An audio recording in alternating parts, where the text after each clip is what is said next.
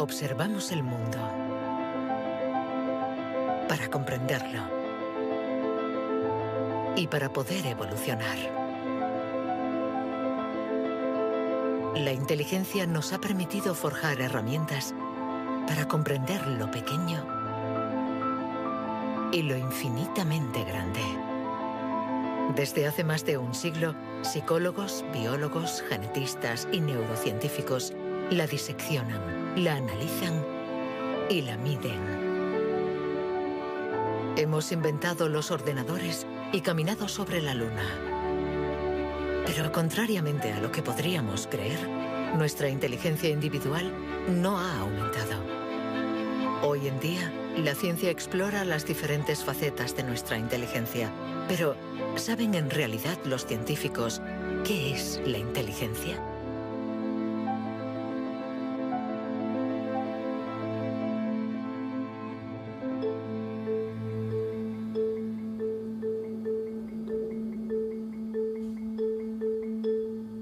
Inteligencia es relacionar,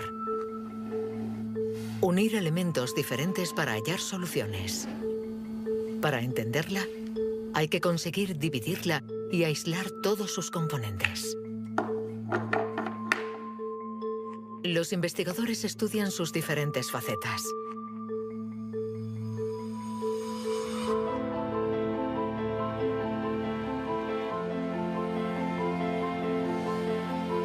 Para medir la inteligencia, una de las primeras propuestas ha sido medir la velocidad a la que reacciona el cerebro.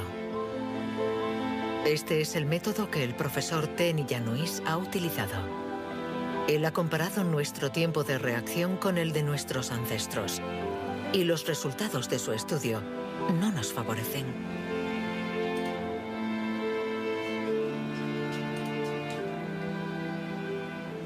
Para medir el tiempo de reacción, mostramos a una persona una luz sobre una pantalla y ésta, pulsando un botón lo más rápido posible, debe decir si la luz aparece a la derecha o a la izquierda.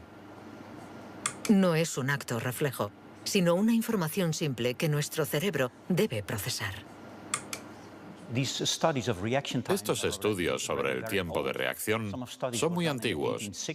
Muchos de ellos los llevó a cabo Francis Galton, primo de Charles Darwin, entre 1860 y 1880 en Gran Bretaña. Galton hizo pruebas a muchos miles de personas representativas de la población de la época.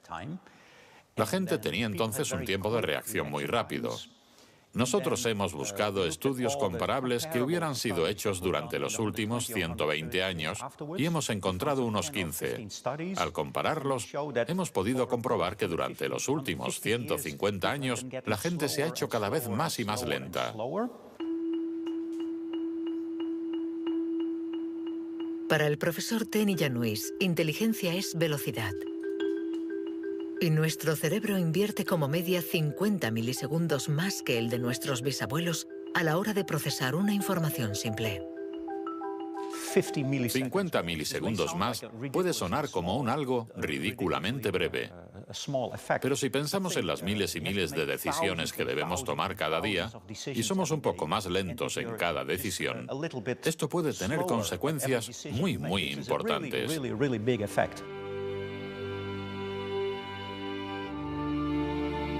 El profesor Tenny Yanois está convencido de que somos menos inteligentes que en el siglo XIX.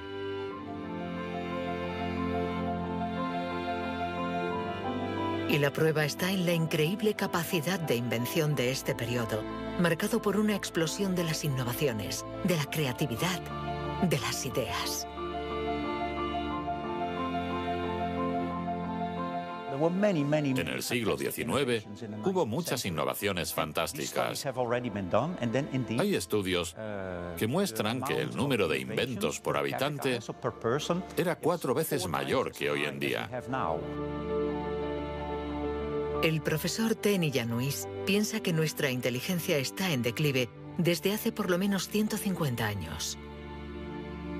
Pero en el siglo XIX, Sir Francis Galton ya pensaba que los ingleses eran bastante menos inteligentes que los griegos de la antigüedad, donde no faltaban las mentes brillantes.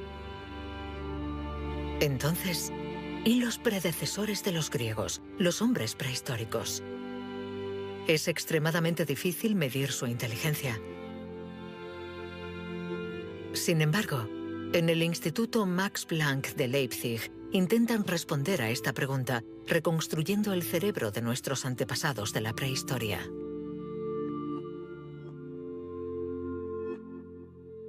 La paleoneurología es una ciencia muy frustrante, porque su objeto de estudio es casi inexistente. No hay cerebros fósiles.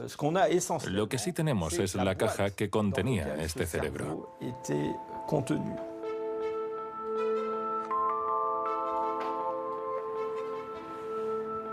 Al comparar nuestro cerebro con el del hombre prehistórico, los científicos han encontrado diferencias no solo en la forma, sino también en el tamaño.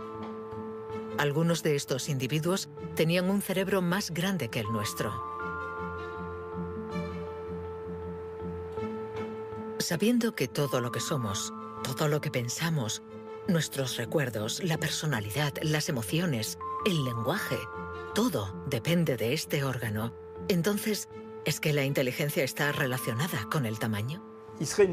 Sería absurdo pensar que no hay relación entre el tamaño del cerebro y la complejidad de los comportamientos, es decir, la inteligencia. Esto lo vemos en el reino animal. Los animales llamados más inteligentes, en particular los cetáceos y algunos tipos de delfines, por ejemplo, tienen cerebros muy grandes, con un gran número de neuronas. Por lo tanto, encontramos en ellos algo que también encontramos en los grandes primates y en el hombre.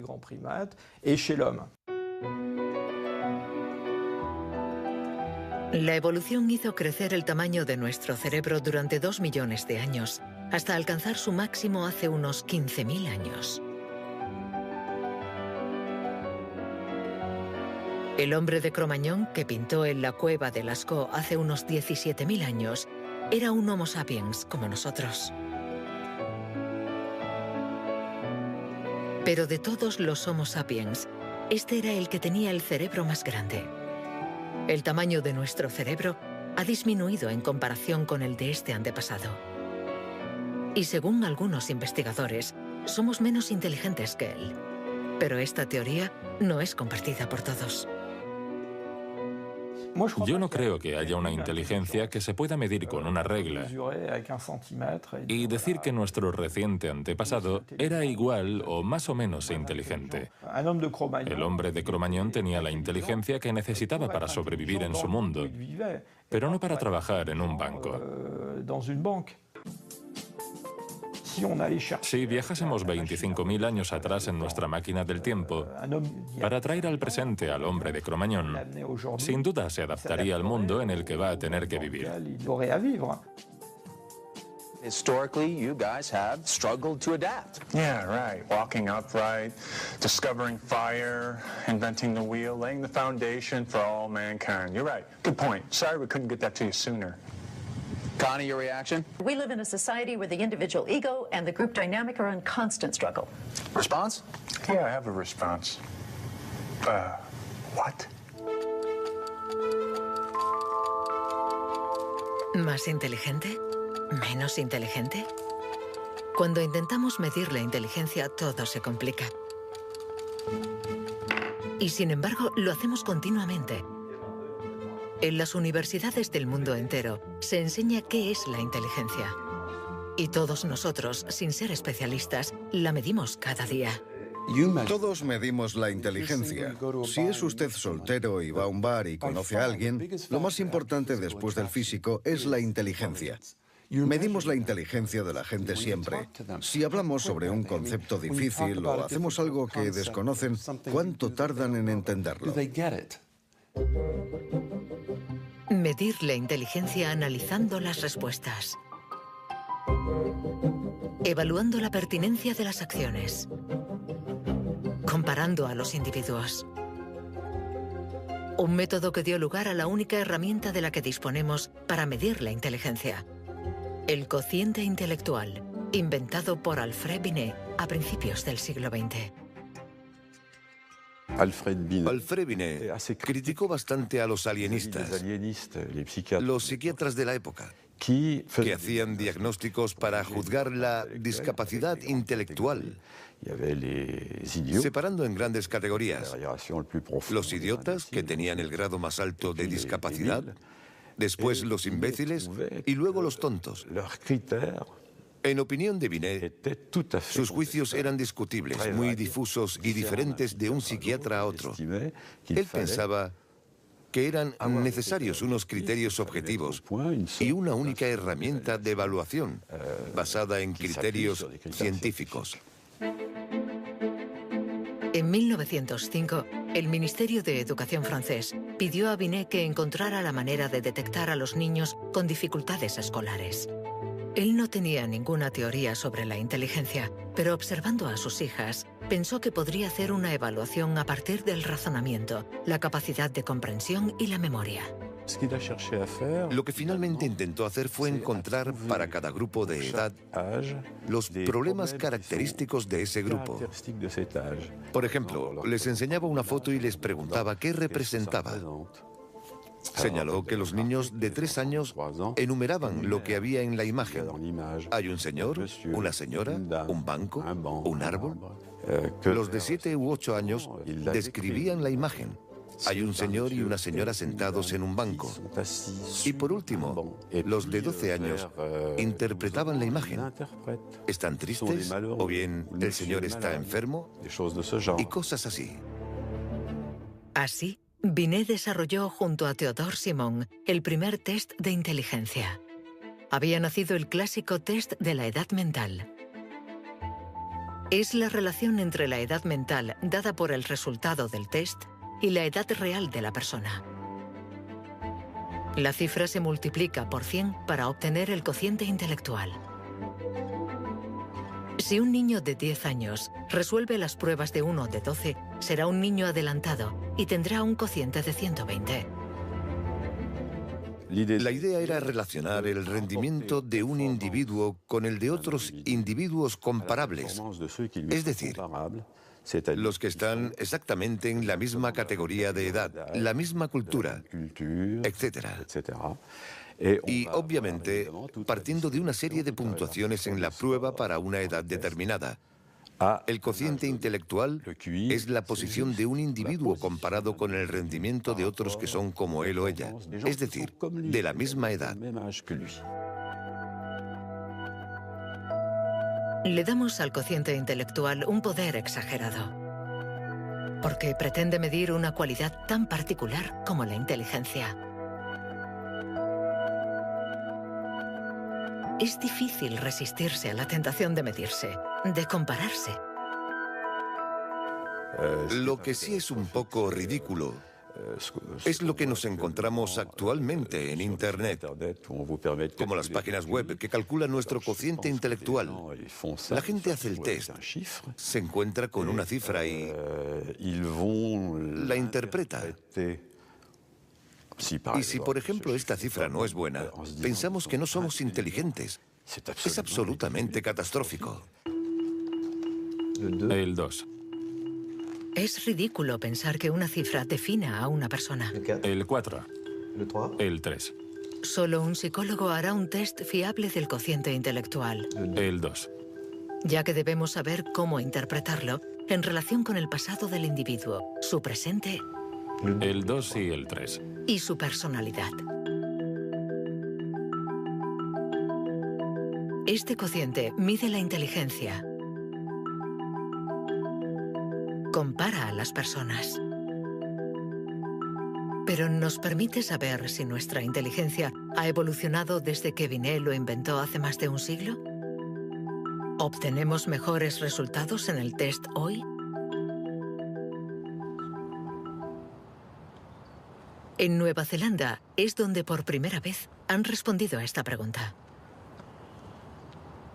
Allí, James Flynn ha hecho un descubrimiento sorprendente que los científicos de todo el mundo han bautizado como el efecto Flynn. El efecto Flynn supone el descubrimiento de que todas las naciones que entraron en la era industrial han obtenido mejoras considerables en los tests de cociente intelectual. He revisado toda la variedad de estas pruebas en 40 países, como en Francia, Holanda o Noruega, donde los jóvenes habían sido llamados al servicio militar. Se les ha dado cada año exactamente el mismo test, y las mejoras son muy evidentes. Hace 1 o 2 generaciones, la gente obtenía una media de 30 respuestas sobre 60. Hoy obtienen 45. Después de evaluar decenas y decenas de estudios, James Flynn ha mostrado que desde hace más de 60 años obtenemos mejores resultados en estos test. ¿Quiere esto decir que ahora somos más inteligentes que nuestros abuelos? Un cambio en el cociente intelectual no significa necesariamente un cambio en la inteligencia. Pongamos un ejemplo. Una persona hace hoy el test por primera vez. Si hace el mismo test al día siguiente, existe un efecto de aprendizaje. Su puntuación va a ser más alta, pero no quiere decir que se haya hecho más inteligente. Solo significa que se ha familiarizado con el test. El aumento del cociente intelectual se debe en gran medida al entorno, mejor alimentación y mejor educación. Nuestro cociente aumentaría de 2 a 3 puntos por cada año de escuela, y los años de escolarización han pasado de una media de 6 a principios del siglo XX a los 11 años de hoy en los países industrializados. Todos estos cambios añadidos han incrementado los resultados. Cuando realizamos un test hoy, estamos preparados en la medida en que la escolarización y otra serie de factores nos han dado la capacidad de aplicar nuestra lógica de forma abstracta. Es decir, que podemos ver una serie de números y acertar el siguiente.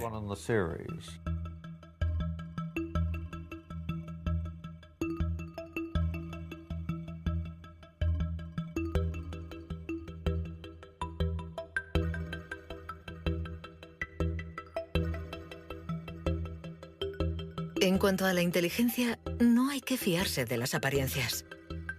Tener mejores resultados en estos test no implica que seamos más inteligentes. Se trata solamente de que estamos mejor preparados para pasar el test. Nuestra inteligencia es como un músculo que entrenamos para obtener de él todo su potencial, y con el entrenamiento podemos alcanzar nuestros límites.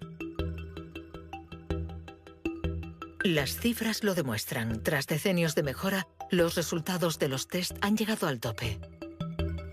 Incluso están empeorando en países como Inglaterra, Dinamarca o Noruega.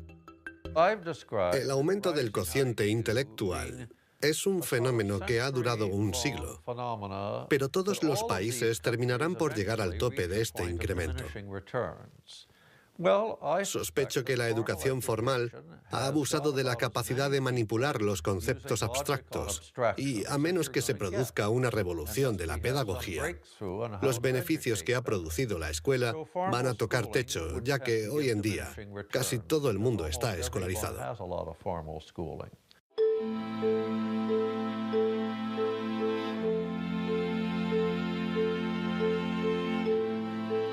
Un cociente estancado. Cerebros cada vez más lentos y más pequeños. ¿Dónde está nuestra inteligencia? Las primeras herramientas para medir la inteligencia se inventaron hace más de un siglo. Y todavía estamos influenciados por las teorías de Sir Francis Galton y Alfred Binet. Pero hoy podemos llegar más lejos. En lugar de medir lo que la inteligencia produce, pongamos nuestra atención en el órgano que produce la inteligencia.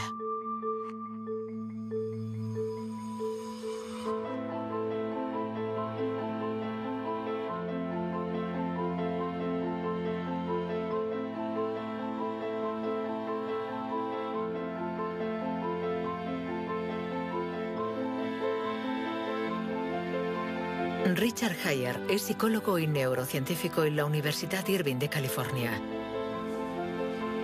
Desde hace más de 30 años, intenta averiguar cómo es un cerebro inteligente.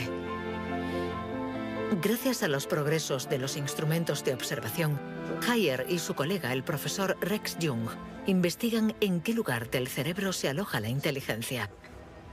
Veamos el cerebro de Richard Heyer. Vemos un bonito cerebro. El Dr. Haller es una persona brillante e inteligente y vemos todas las regiones que sustentan su inteligencia.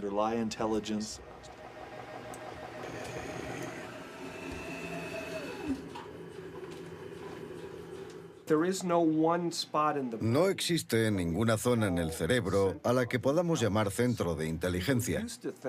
Se pensaba que había un centro de inteligencia en la parte frontal, pero las investigaciones han demostrado que cuando resolvemos problemas de inteligencia en el interior de un escáner, la comunicación bidireccional entre la parte frontal y la parte posterior es muy importante mientras efectuamos la operación.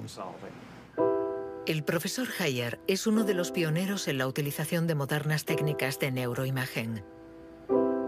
Su primer estudio data de 1988. Hasta entonces, nadie había utilizado estas herramientas para investigar la inteligencia. Hemos encontrado áreas del cerebro que se activan cuando hacemos un test de inteligencia. Pero lo más sorprendente ha sido que cuanto más activas estaban estas áreas, menos buenos eran los resultados de dichas pruebas. Esto es lo contrario de lo que esperábamos. En el mundo de la ciencia, encontrar un resultado opuesto a lo esperado es realmente interesante.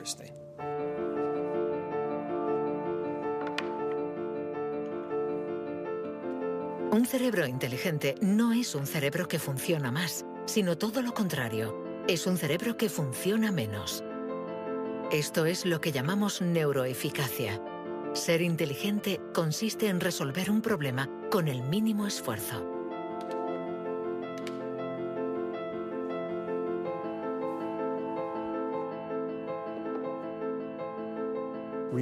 Si recordamos la primera vez que condujimos un coche, el primer día en un gran aparcamiento vacío, con alguien sentado a nuestro lado, girando el volante y pensando, ahora tengo que frenar. Sin embargo, hoy conducimos en medio del tráfico de una ciudad desconocida y aún así podemos charlar con los acompañantes, porque nuestro cerebro es ahora mucho más eficaz. Por lo tanto, un alto nivel de inteligencia no está necesariamente ligado a un cerebro que trabaja más, sino a una transmisión más eficaz de la información entre las zonas importantes del cerebro. Cuando se piensa en un proceso tan complejo como la inteligencia, debemos imaginar que el cerebro es como una orquesta con distintas secciones. Pero el verdadero misterio está en cómo interactúan estas secciones, porque, como sabemos, esta orquesta no tiene director. Si el cerebro es una orquesta, entonces la inteligencia es la música.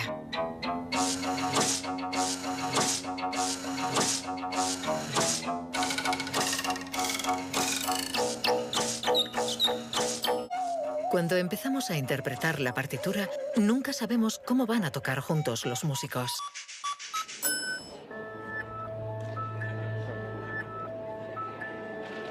En la Universidad de la Sorbona, el profesor Olivier Houdet busca un director para esta orquesta.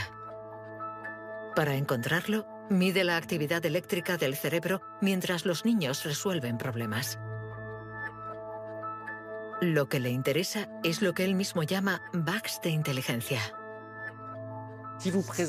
Mostramos a un niño una imagen con 1, 2, 3, 4, 5 babars separados y 5 babars juntos. Y le preguntamos si hay el mismo número de babars en la parte de arriba y en la de abajo. Hasta los 7 u 8 años, todos los niños del mundo responderían, hay más arriba, porque la imagen es más larga. El cerebro de los niños es fácil de engañar por la inteligencia visioespacial, según la cual longitud es igual a número. Esto significa que tenemos caminos neuronales distintos para resolver una misma tarea.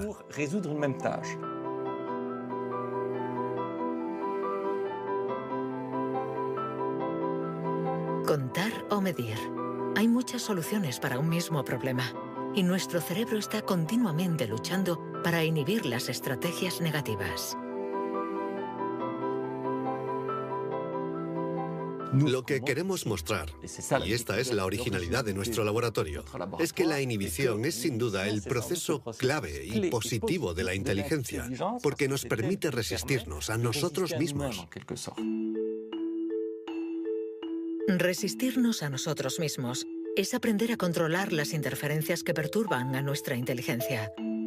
El test de Stroop es uno de los métodos de observación de estas interferencias. Consiste en decir el color de una palabra sin leerla. Azul, amarillo, rojo, amarillo, verde. ¿Rojo, verde? ¿Verde? ¿Rojo? Verde, amarillo. Amarillo, rojo. amarillo, amarillo, rojo. ¿Amarillo? ¿Rojo? Amarillo, amarillo. Rojo, verde. ¿Rojo? ¿Amarillo? ¿Azul? ¿Verde?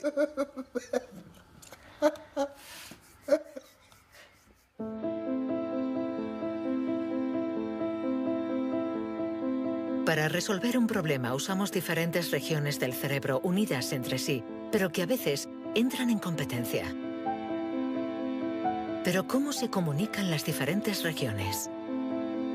Este tema le interesa al profesor Douglas Fields, del Instituto Nacional de la Salud de Washington. El cerebro está hecho de dos clases de tejidos, materia blanca y materia gris. Todos hemos oído hablar de la materia gris, que es donde se encuentran las neuronas, en la superficie del cerebro. Pero debajo hay miles de conexiones, de cables, de axones que conectan las neuronas formando circuitos. Y es de color blanco porque estos axones están aislados por una membrana celular llamada mielina.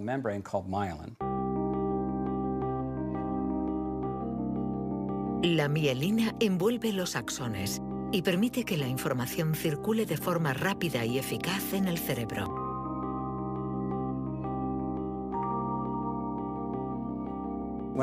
Cuando nace un niño, su cerebro no está maduro. Sus funciones son mínimas. Un bebé no puede hacer casi nada. No puede alimentarse, su visión es muy limitada, no puede andar ni sujetar su cabeza. Esto se debe a que nuestro cerebro está siendo permanentemente moldeado por el entorno. Y una de las cosas más interesantes respecto a la mielina es que se forma después de nacer. La mielina es esencial para que la información circule de forma eficaz por el cerebro. Es esencial para nuestra inteligencia. Pero en la actualidad, la formación de la mielina está alterada. Barbara Demnex, endocrinóloga del Museo de Historia Natural de París, estudia cómo nuestra inteligencia está amenazada por uno de los azotes del siglo XXI. La contaminación. En cualquier parte del mundo donde vivas, estarás expuesto a ciertas sustancias químicas que interfieren en el funcionamiento de la hormona tiroidea. Esta es la hormona producida por la glándula tiroides que está en la base del cuello. Es necesaria para el desarrollo del cerebro desde las primeras etapas del feto hasta una edad más avanzada como la mía, para asegurar el mantenimiento de las funciones mentales, incluida la mielinización. La Autoridad Europea de Seguridad Alimentaria ha analizado 297 pesticidas. Entre ellos, más de 100 afectan al funcionamiento de la hormona tiroidea, como el bisfenol A, el PCB y los productos ignífugos.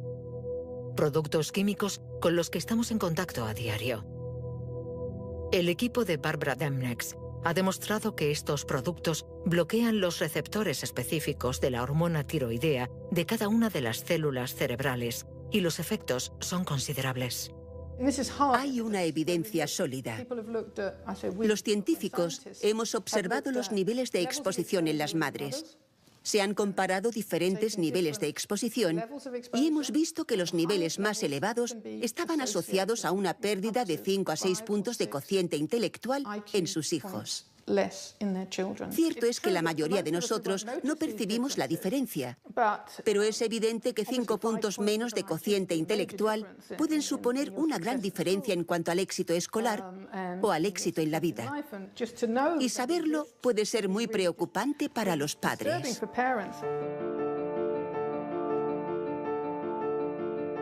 Nuestra inteligencia nos ha permitido crear un mundo complejo, pero a costa de degradar el medio ambiente. Y podríamos estar pagando el precio si esta degradación afecta a nuestro cerebro, actuando, por ejemplo, sobre la mielina. Pero si este fenómeno se confirma, ¿qué haremos? Durante más de un siglo, hemos pensado que los procesos mentales se debían solo a la actividad eléctrica de las neuronas. Pero hoy, los neurólogos han comenzado a explorar nuevos campos. Tan solo el 15% de las células del cerebro son neuronas. El resto, el 85%, no se comunican mediante impulsos eléctricos. Las llamamos glía. Nuevos métodos nos han permitido ver, para nuestra sorpresa, que las células gliales se comunican entre ellas y con las neuronas sin electricidad.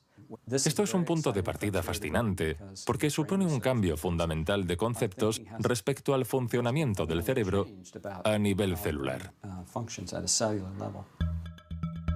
Células gliales. Células mucho más numerosas que las neuronas y que forman su entorno. Algunas fabrican la mielina. Otras alimentan a las neuronas y las protegen. Estas se denominan astrocitos. Y un descubrimiento inesperado indica que los astrocitos juegan un papel en la inteligencia. Todo comenzó con un genio. En abril de 1955, en el Hospital Princeton de New Jersey, el patólogo Thomas Harvey dirigió la autopsia de Albert Einstein. El 18 de abril, a las 8 de la mañana, decidió robar el cerebro del hombre considerado como la encarnación del genio. Pretendía examinar este preciado órgano para encontrar el secreto de la inteligencia. Después de esconderlo en su casa durante 27 años, autorizó a otros científicos a examinarlo. Estos descubrieron en el cerebro de Einstein lo que podría ser el secreto de su inteligencia.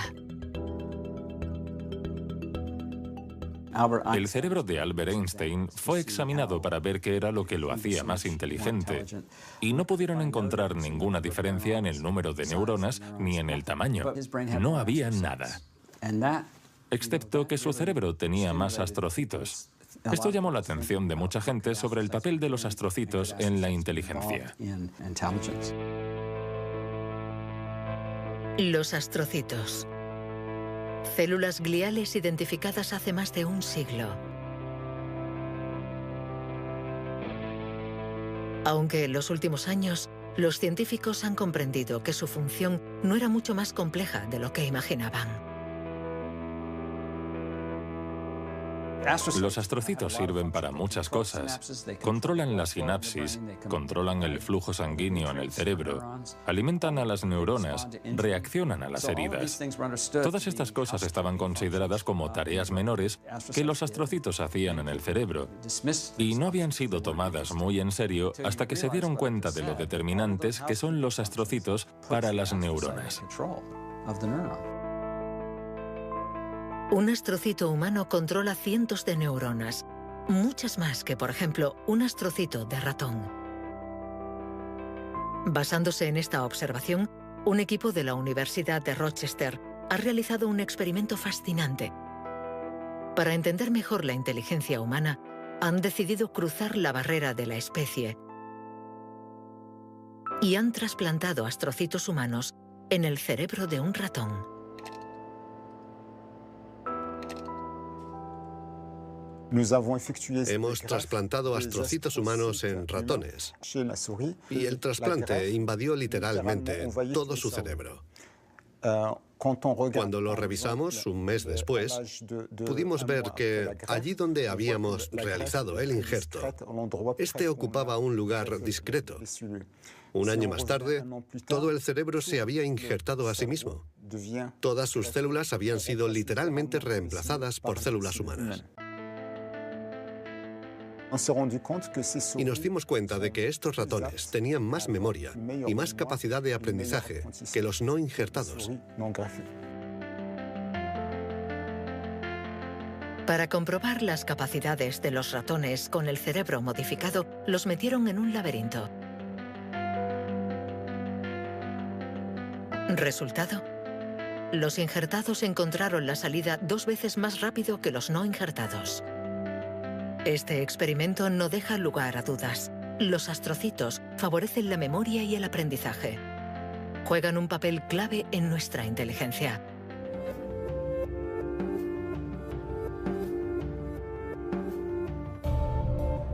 La inteligencia se refleja en el funcionamiento del cerebro. Pero ¿cómo se explica la diferencia entre las inteligencias de nuestros colegas, amigos o padres?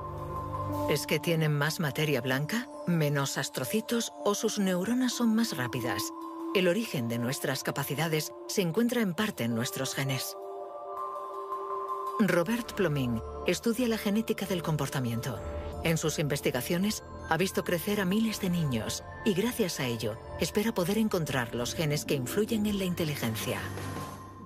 A menudo la gente desea saber en qué medida la inteligencia viene determinada por los genes. En primer lugar, hay que insistir en que la palabra determinar no es adecuada. Debemos decir influenciar, ya que, como sucede con el tamaño, está estrechamente relacionado con los genes, pero no determinado por ellos.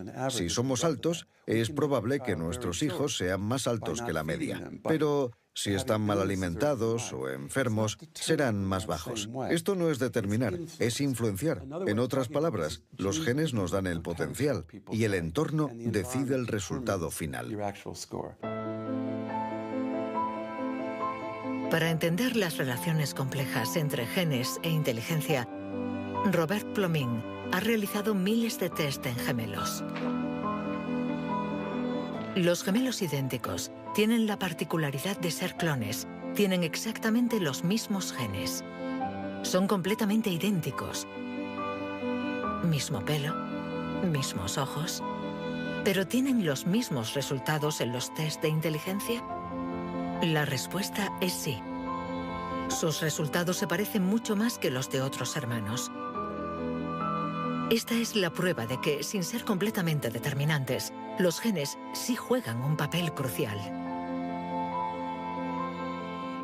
La mayoría de los países del mundo, más de 100, dispone actualmente de registros de gemelos porque reconocen la importancia del método gemelar a la hora de calcular la influencia de los genes. La siguiente etapa de nuestras investigaciones consiste en encontrar los genes responsables de la inteligencia. Para esto, Robert Plomin ha utilizado chips de ADN capaces de detectar más de 1 millón de marcadores genéticos. Comparando el ADN de los que tenían buenos resultados en los test, Plomin quería saber si ciertos genes se dan con más frecuencia. Pero la identificación precisa de estos genes es mucho más complicada de lo que esperaba.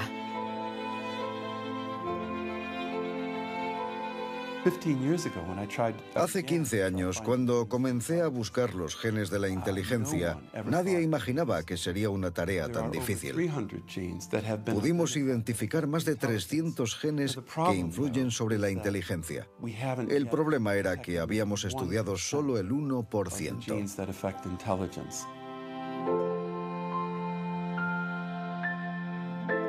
La inteligencia está influenciada por la interacción de muchos miles de genes que conforman una red increíblemente compleja. Además, producen efectos distintos en función de la región del cerebro donde actúen. Antes pensábamos que el cerebro funcionaba por áreas. Esta área controla el lenguaje, esta hace otra cosa. El cuerpo calloso comunica los hemisferios. Hoy nos hemos dado cuenta de que esto era ficción y que el cerebro actúa de forma más global. Desde un punto de vista genético, se ve más claro todavía, ya que la mayoría de los genes que actúan sobre el cerebro actúan sobre muchas regiones del cerebro. Paso a paso vamos entendiendo nuestra inteligencia. Los científicos afinan las herramientas para medirla, pero la cuestión es cómo las vamos a utilizar.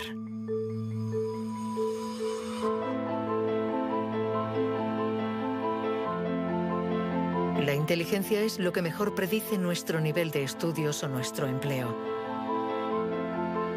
Por lo tanto, hablar de la inteligencia es delicado, ya que tendemos a valorar, clasificar y jerarquizar, con el riesgo a equivocarnos que conlleva. El error de razonamiento está en considerar que la inteligencia puede ser esencialmente hereditaria.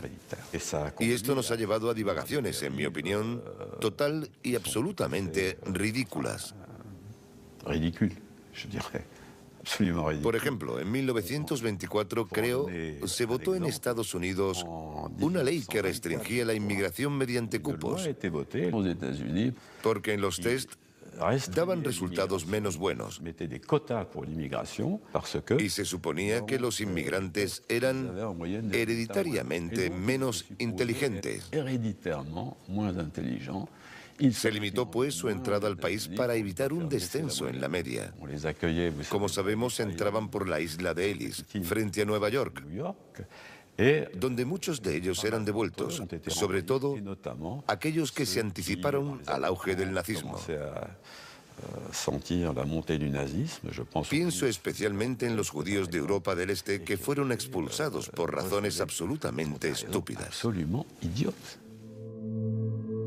Durante mucho tiempo, creímos que nuestro origen era determinante y que nuestra herencia controlaba nuestras vidas.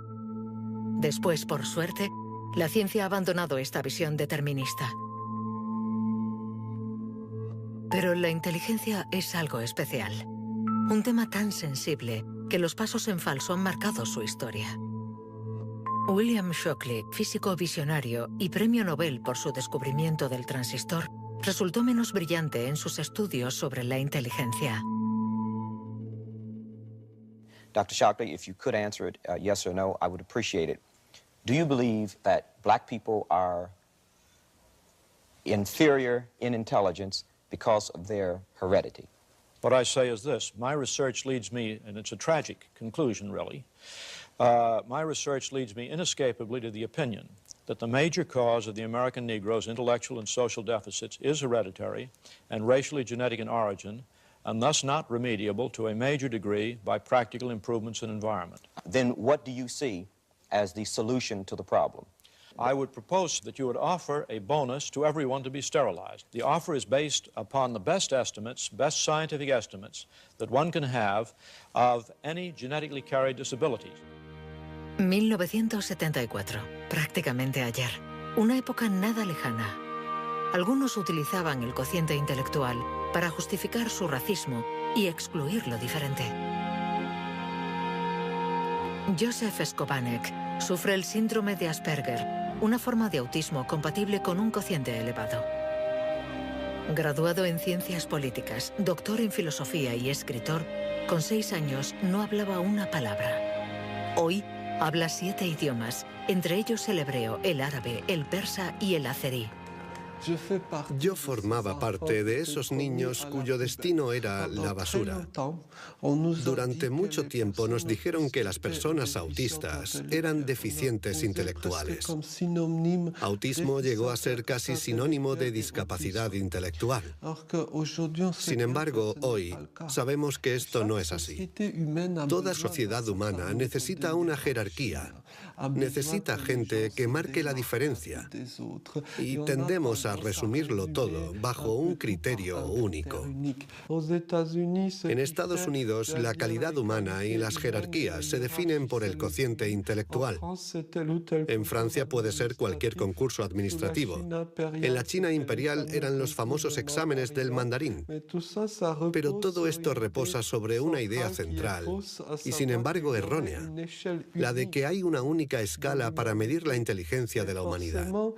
Y todo aquel que predica estas teorías se sitúa a sí mismo en lo más alto. La inteligencia como escala única de la humanidad. ¿Pero se puede definir lo humano desde una sola dimensión? ¿Podemos ser definidos tan solo por la inteligencia cuando ella misma tiene tantas facetas distintas?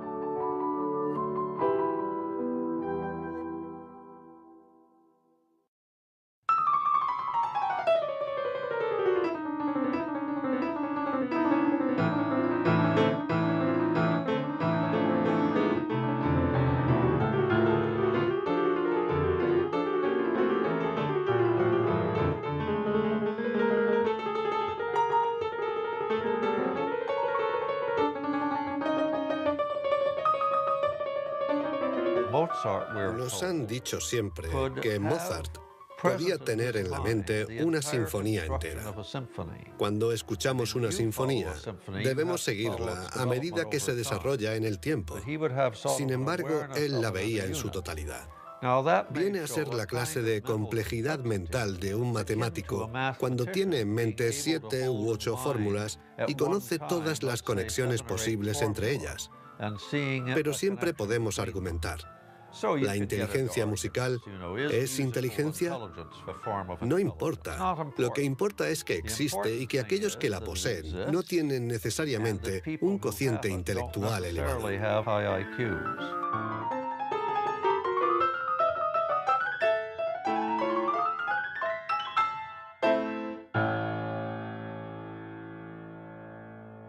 Siempre ha existido una reticencia a considerar que existen formas distintas de inteligencia y una cierta tendencia a querer determinar un cociente intelectual general.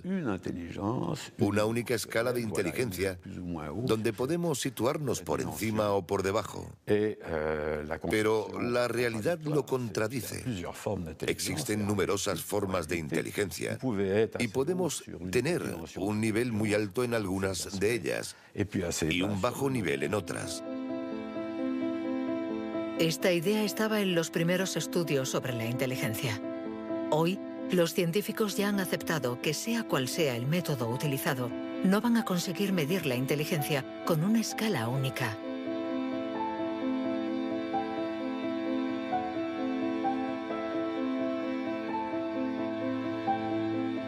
En la Universidad de Nuevo México, el profesor Rex Jung está convencido de que para resolver cualquier tipo de problema usamos distintos tipos de razonamiento. Y lo que llamamos inteligencia no es sino uno más de ellos. Creo que la creatividad es otro modelo de funcionamiento del cerebro y lo que intento averiguar es si es diferente a la inteligencia o similar. ¿Estamos hablando de lo mismo o de algo distinto? Y he llegado a la conclusión de que la creatividad es un proceso de razonamiento básicamente diferente.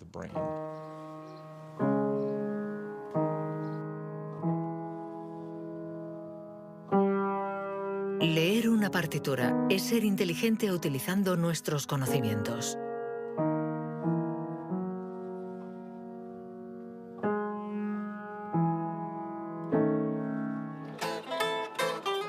Improvisar es ser inteligente inventando y siendo creativo.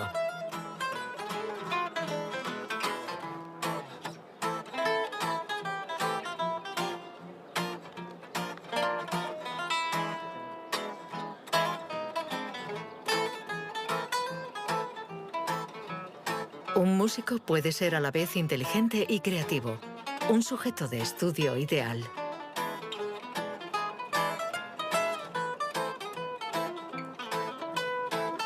El profesor Jung ha estudiado numerosos cerebros para saber cómo pueden coexistir inteligencia y creatividad.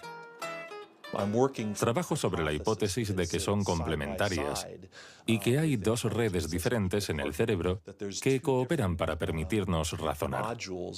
Una es un tipo de razonamiento inteligente y la otra un tipo de razonamiento creativo. Y las dos son extremadamente importantes. Estamos muy cerca de comprender cómo funcionan. Nuestra teoría es que la red de la inteligencia se sitúa sobre todo en la superficie del cerebro. Con la creatividad las cosas son diferentes, porque depende principalmente de la llamada red de modo por defecto, situada en el interior del cerebro. Estas dos redes intercambian permanentemente información para que podamos resolver los problemas que nos plantea el mundo en que vivimos.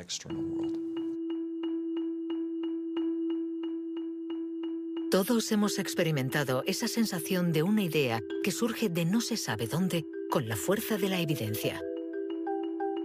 Lo que nos revelan los neurocientíficos es que la forma de razonamiento inventivo creativo es una única forma de razonamiento. ¿Podemos ser inteligentes sin ser creativos? ¿O creativos sin ser inteligentes? ¿Esta cuestión tiene sentido? Para evolucionar de forma inteligente, ¿no necesitamos todos los recursos de nuestra mente? No podemos ser creativos, por ejemplo, en física, si solo tenemos formación en física. Para ser creativos en física, necesitamos estar educados en ese universo extraño y poder utilizar y reutilizar los mecanismos mentales que hemos aprendido en otros contextos. El problema de las investigaciones estériles es que se encierran en su burbuja y no dan ni reciben información. Por el contrario, las personas creativas son aquellas que importan ideas de un universo a otro.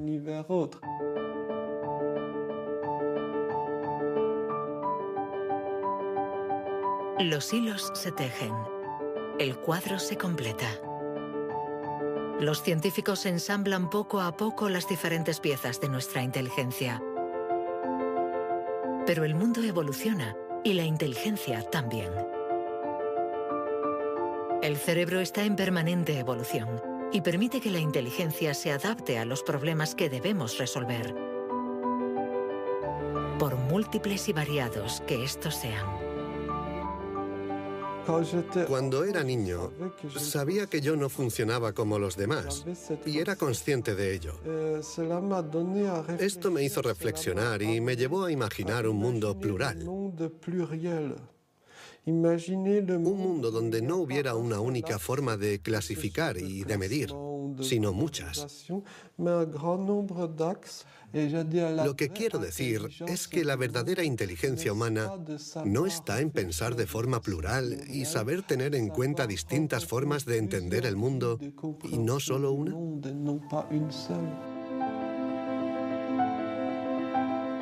El papel de la ciencia no debe ser el de decir si somos más o menos inteligentes que nuestros vecinos o que nuestros antepasados, sino el de ayudarnos a entender cómo funciona nuestro cerebro.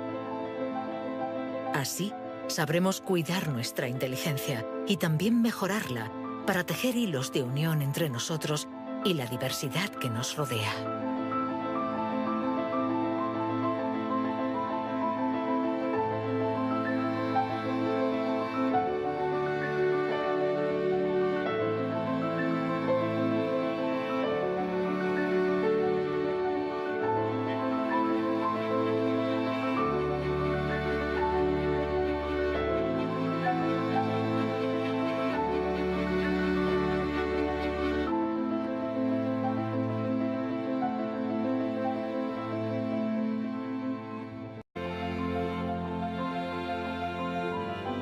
Y la prueba está en la increíble capacidad de invención de este periodo, marcado por una explosión de las innovaciones, de la creatividad, de las ideas. En el siglo XIX hubo muchas innovaciones fantásticas. Hay estudios que muestran que el número de inventos por habitante era 4 veces mayor que hoy en día. El profesor T. Januis piensa que nuestra inteligencia está en declive desde hace por lo menos 150 años. Pero en el siglo XIX, Sir Francis Galton ya pensaba que los ingleses eran bastante menos inteligentes que los griegos de la antigüedad, donde no faltaban las mentes brillantes. Entonces, ¿y los predecesores de los griegos, los hombres prehistóricos? Es extremadamente difícil medir su inteligencia. Sin embargo, en el Instituto Max Planck de Leipzig intentan responder a esta pregunta reconstruyendo el cerebro de nuestros antepasados de la prehistoria.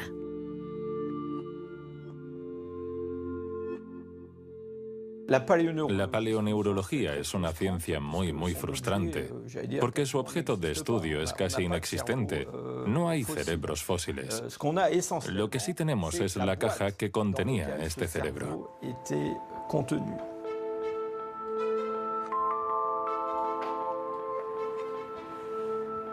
Al comparar nuestro cerebro con el del hombre prehistórico, los científicos han encontrado diferencias no solo en la forma, sino también en el tamaño. Algunos de estos individuos tenían un cerebro más grande que el nuestro. Sabiendo que todo lo que somos, todo lo que pensamos, nuestros recuerdos, la personalidad, las emociones, el lenguaje, todo depende de este órgano, entonces, ¿es que la inteligencia está relacionada con el tamaño? Sería absurdo pensar que no hay relación entre el tamaño del cerebro y la complejidad de los comportamientos, es decir, la inteligencia. Esto lo vemos en el reino animal.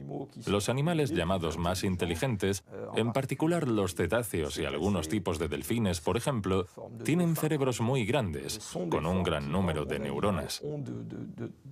Por lo tanto, encontramos en ellos algo que también encontramos en los grandes... Darwin, entre 1860 y 1880 en Gran Bretaña. Galton hizo pruebas a muchos miles de personas representativas de la población de la época. La gente tenía entonces un tiempo de reacción muy rápido. Nosotros hemos buscado estudios comparables que hubieran sido hechos durante los últimos 120 años y hemos encontrado unos 15. Al compararlos, hemos podido comprobar que durante los últimos 150 años la gente se ha hecho cada vez más y más lenta. Para el profesor T. Januis, inteligencia es velocidad. Y nuestro cerebro invierte como media 50 milisegundos más que el de nuestros bisabuelos a la hora de procesar una información simple. 50 milisegundos más puede sonar como un algo ridículamente breve. Pero si pensamos en las miles y miles de decisiones que debemos tomar cada día, y somos un poco más lentos en cada decisión, esto puede tener consecuencias muy importantes.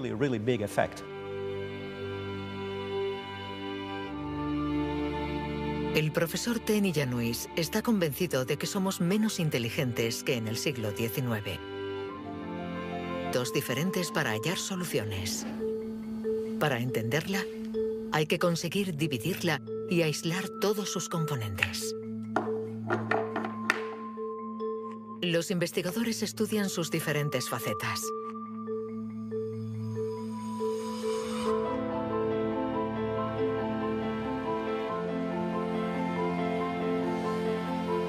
Para medir la inteligencia, una de las primeras propuestas ha sido medir la velocidad a la que reacciona el cerebro. Este es el método que el profesor T. Januis ha utilizado. Él ha comparado nuestro tiempo de reacción con el de nuestros ancestros. Y los resultados de su estudio no nos favorecen.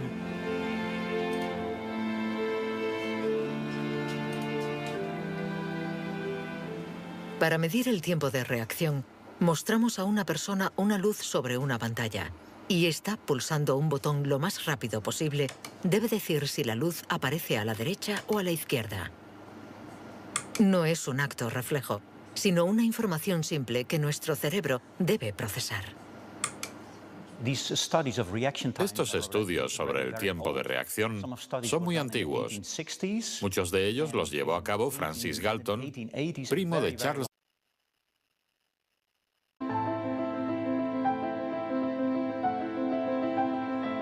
Observamos el mundo para comprenderlo y para poder evolucionar. La inteligencia nos ha permitido forjar herramientas para comprender lo pequeño y lo infinitamente grande. Desde hace más de un siglo, psicólogos, biólogos, genetistas y neurocientíficos la diseccionan, la analizan y la miden. Hemos inventado los ordenadores y caminado sobre la Luna. Pero contrariamente a lo que podríamos creer, nuestra inteligencia individual no ha aumentado. Hoy en día, la ciencia explora las diferentes facetas de nuestra inteligencia. Pero, ¿saben en realidad los científicos qué es la inteligencia?